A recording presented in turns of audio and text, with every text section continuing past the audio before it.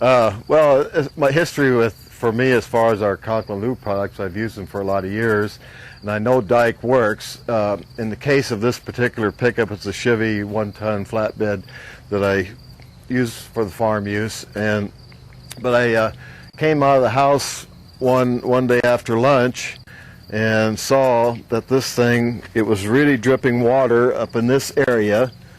This was all wet, so evidently it was leaking when I came to town, and thought, uh-oh.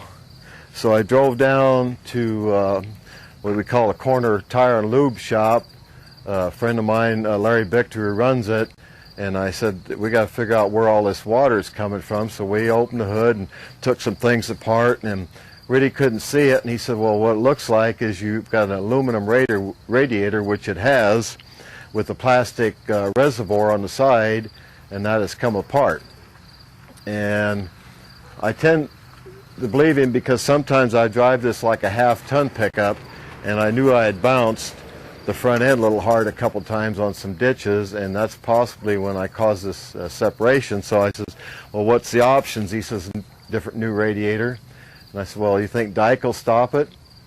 And he said, well, possible.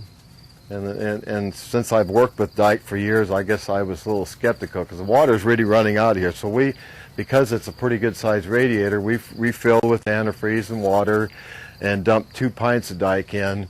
And that's been about a week and a half ago, and it stopped before our eyes when we put it in at his shop, and it hasn't leaked a bit since. So $250 for a radiator. It might be a temporary stop leak for 6 months or a year here, I don't know, but there isn't a drop leaking from this thing, and if I would take the Dike, it just runs out.